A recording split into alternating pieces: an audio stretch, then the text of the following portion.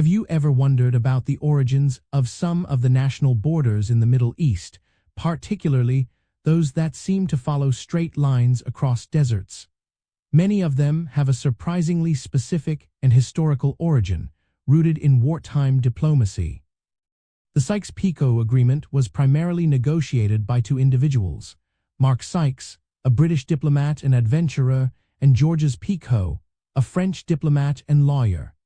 These two men, representing the interests of their respective empires, were instrumental in shaping the initial terms of this influential secret accord. The core reason behind this negotiation was the ongoing First World War and the anticipated collapse of the Ottoman Empire, which had controlled vast territories in the Middle East for centuries. As the Ottoman Empire weakened, Britain and France sought to define their spheres of influence and control over these strategic lands. The agreement aimed to prevent conflict between the two allied powers over post-war territorial divisions, setting out a blueprint for control even before the war concluded. This was not a public negotiation with broad consultation, but rather a covert diplomatic exchange. Sykes and Picot worked behind closed doors, largely without the input of the local Arab populations who were simultaneously being encouraged by the British to revolt against Ottoman rule.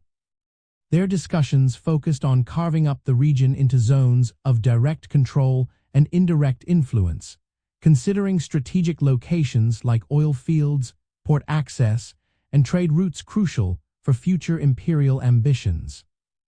An interesting detail is that the agreement was initially a series of letters exchanged between November 1915 and May 1916, rather than a single formally signed treaty. It outlined specific areas. France was to get control over areas like modern-day Lebanon, Syria, and parts of southern Turkey, while Britain would gain control over regions like modern-day Iraq, Jordan, and parts of Palestine. The agreement also envisioned an international administration for a smaller zone around Jerusalem. The lasting impact of the Sykes-Picot Agreement is profound.